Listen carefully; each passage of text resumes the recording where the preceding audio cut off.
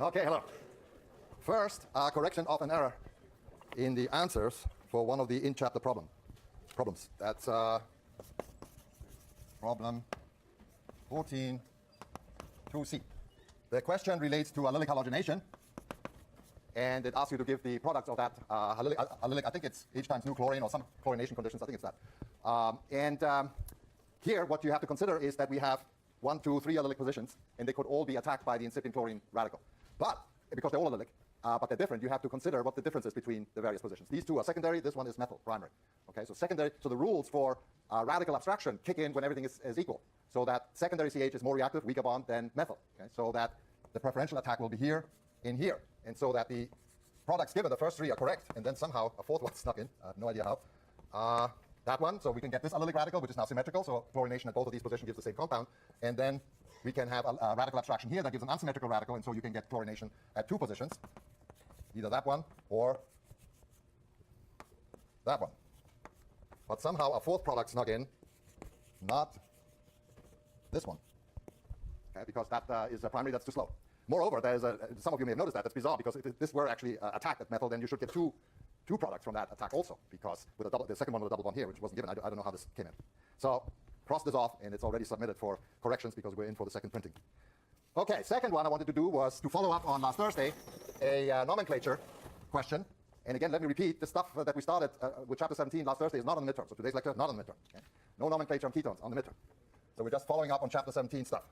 And this is a problem that actually is intentionally somewhat more difficult, because I wanted to sneak in the various aspects of all nomenclature. So I wouldn't serve you this as a menu for an exam question. Parts of it, okay, but not the whole thing, because it's sort of a mouthful. So when we approach this, notice that it's a cyclohexanone, and then we have an aldehyde function here, we have a hydroxy function here. Three different functions. Moreover, as an aside, there is stereochemistry here, so we have to apply the Kahn-Ingold-Prelog RS rules. So we have to establish which of all these functions is of highest priority, and as we learned last Thursday, carbonyl compounds have priority over everything else we've learned so far, so they have priority over OH. So this OH is not an alcohol, this compound. This OH will show up as a substituent in the complex substituent name as a hydroxy. So now the question is the distinction between these two, and we also there established that aldehydes have precedence over ketones. That would be the ketone naming. We're not doing that, we're doing the aldehyde. So it's an aldehyde. And more specifically, 1, 2, 3, it's a pentanal. So if we start concocting a name, which will span the entire blackboard, I think, it's a pentanal. So remember that by definition, the carbon of the aldehyde, the 4-methyl carbon, is carbon 1. So it's 1, 2, 3. This is position 3. So it's a pentanal that's substituted at position 3. And the substituent is this beast here. Okay? So we have to name this as a substituent. Yes?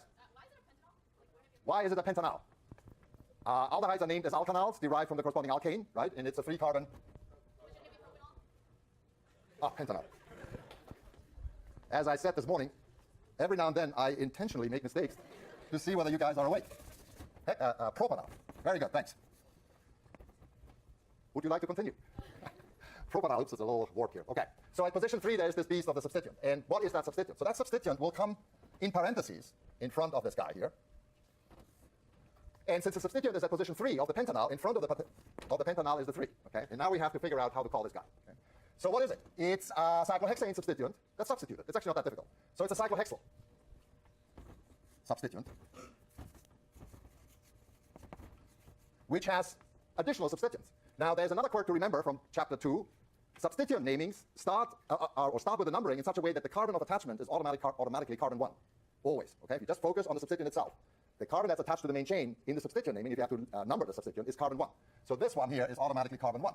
And then we can go around this way or that way. Obviously the first substituent is going counterclockwise. So at position 2 is hydroxy, and at position 4 is oxo.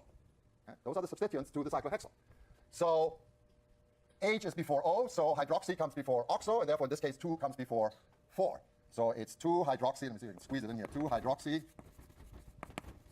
4-oxo, all part of that substituent. And what's left over is the labeling of the stereochemical labeling. Okay? So at position 1 we have ROS, and at position 2 we have RS. And so you have to figure out what it is. And everybody has a different way of doing it. There were some ways shown in chapter 5 on how to determine priority. In almost every case that you will see, there's always a hydrogen, so that's easy. That's already the lowest priority substituent. So you have to arrange in some way, using the rules developed in chapter 5, the molecule in such a way that you can easily read off ROS. The way I like to do it, which is totally my personal preference, is to miniaturize myself and place myself on top of that stereocenter such that the lowest priority substituent, namely hydrogen, is to the back. So let me draw in the hydrogen that was implicit in the structure. And so in this case, I would come in from the top of the board and look down roughly along the CH trajectory. The hydrogen, obviously, that's what this dashed line means. It's behind the plane on the board, and this carbon is up. So if I stand here and look down, carbon 3 is up, and the hydroxy is on the left, and the carbonyl is down below. Okay, that sets up a triangular array that is either clockwise or counterclockwise. So this is automatically D. So what is the priority of the various substituents? So clearly carbon 2 here with the oxygen must be A. Then we go to these two, and you notice this is CH2, this is CH2, no difference. And remember, the rules are you keep on going until you find the first point of difference. So we go on. This one is CH2, the next one up here is also CH2, no difference. Then we go on here, carbonyl, also carbonyl, no difference. But then comes a big difference. This one has another carbon, whereas this one has a hydrogen. So this has priority. Okay? So this is actually then B. Going around this way is B. Okay? And so then again, so we have A, B, and C. Looking down, that goes this way. And so this is S. So it's 1S. And then 2. What is that? So here's exactly the opposite from the viewpoint, namely the hydrogen is up. So now I have to imagine myself standing behind the board looking at you. Okay? And that places the hydrogen right in your trajectory, behind the carbon. Okay? First priority clearly is hydroxy.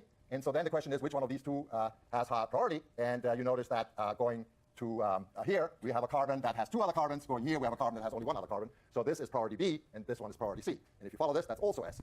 So it's 1S. So it's 3, open parenthesis, 1S, 2S, 2 hydroxy, 4 oxocyclohexyl propanol. You could shorten this to wipe this out and just say 2S. Sorry, no, you can't, no, because it's 1. So that's the better way of writing it. You could have taken 1S and then remove that and call this just 2S. That's also acceptable. But it's clearer if you just separate that to make it clear what you're aiming at. So as I said, you're not going to see something like that, but smaller pieces of it in an example. And you're not going to see any of that 2 days from today. So I want to do a problem of a nature that you will see next Thursday. And that's a naphthalene electrophilic substitution problem, where you're supposed to write a synthesis of this guy. Okay? So synthesis means vocabulary, reagents, and synthetic strategy. So we have a naphthalene. From naphthalene, you should recall that naphthalene preferentially undergoes electrophilic substitution at the 1 position, not the 2. So the first substituent, whatever we do, will go here. That sort of gives away which way we're going to have to approach this, because what we have at carbon 1 is a nitrogen. And the only way we know how to introduce nitrogen is by nitration. Remember that I also told you retrosynthetically, whenever you see an NH2, think of it retrosynthetically as NO2, and vice versa, because they're interchangeable. That also, in a way, indicates a possible solution to the problem. So if one considers putting in nitro here, and then chlorinate, remember nitro is meter directing, so the chlorine would go here, not ortho. So that's no good. But you can already see, looking at the product, you can see amino would actually be good. Amino is ortho para directing, this one is ortho. The only problem is that if you have ortho and para positions available, you get a mixture, and usually para dominates, okay? Because the ortho position is sterically hindered. So how to deal with that? We want to not go here, but we want to go here only. Okay? And for that, we have developed a protecting or blocking group strategy last week, which solves the problem, namely sulfonation. You block this position with sulfonation. That leaves only this position available for chlorination, and then you deblock by removing the SO3H group. So the solution is that we first nitrate to introduce the nitro group.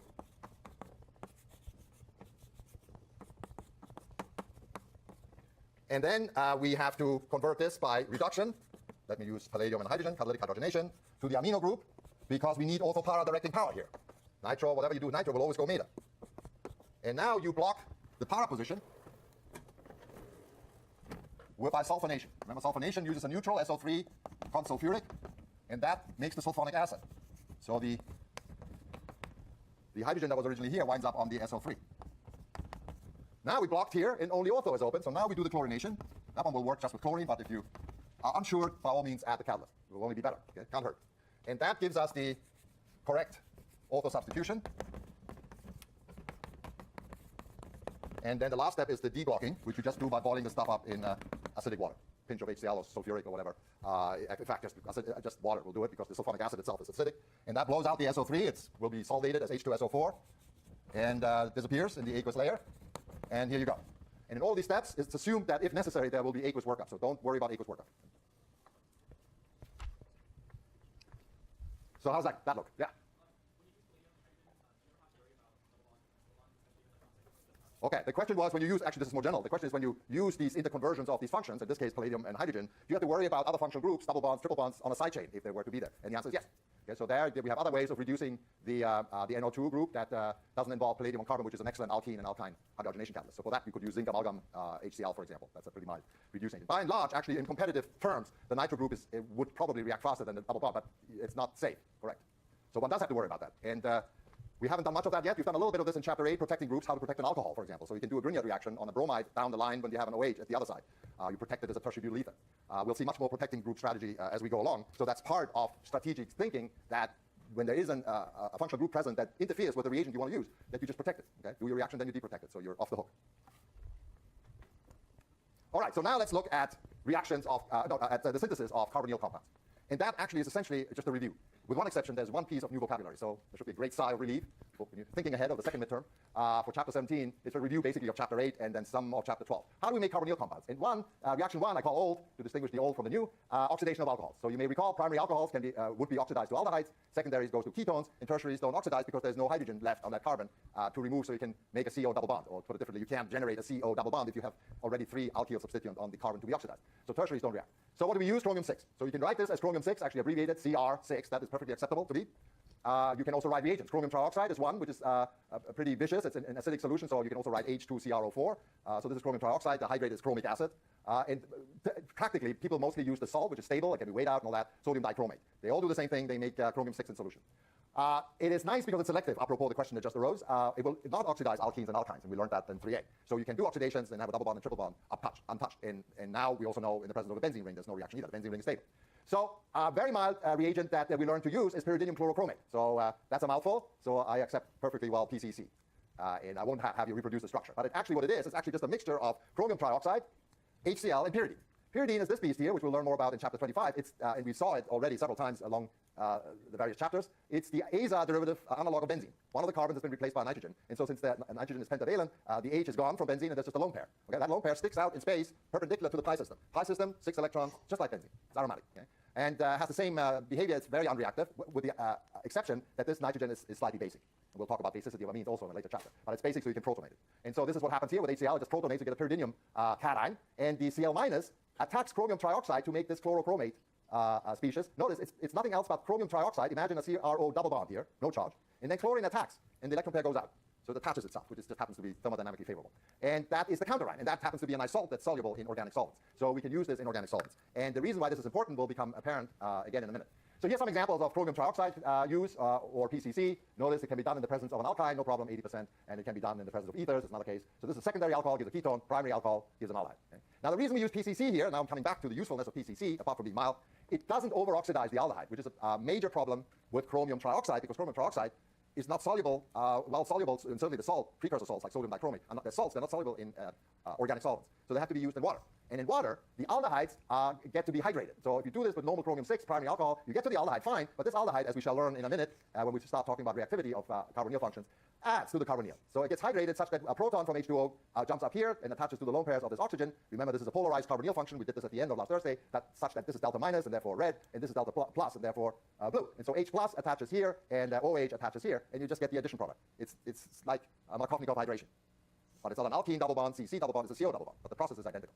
And this is nothing else but an alcohol again, and chromium-6 doesn't distinguish between this alcohol and that alcohol, and just keep on chugging away and oxidize a second hydroxy function to the carbonyl, and what this amounts to is a carboxylic acid. So to avoid that, basically that's why people invented this, to use chromium-6 in non-aqueous solvents, they invented pyridinium chlorochromate, PCC. Yes? If they use PCC and water, it would indeed go and over-oxidize. Yeah, as long as water is there, so you need to keep water out to protect the identity of the carbonyl, otherwise it'll be start in equilibrium with the hydrate. So here is, I think, the only, in this section, piece of new vocabulary. Organic chemists always like to develop selectivities. We will see later in the carbohydrate chapter that sugars are polyhydroxy aldehydes and ketones. Well, we have a bunch of hydroxys coming down the chain, and at the end is an aldehyde or ketone. And so there's always the question of selectively oxidizing just one of the hydroxys and leaving the other ones intact, particularly important in medicinal chemistry where you're trying to figure out structure-activity relationships. And so there's a reagent that distinguishes between allylic hydroxys and normal hydroxys, saturated normal alkanol pieces, and that is manganese dioxide. So manganese dioxide will selectively oxidize the allylic hydroxy. Why? Because the allylic position in systems like this, in all allylic systems, is more reactive, right? That was the whole premise of the reactivity of the allylic function. And so indeed, that's also true for allylic alcohols. So this is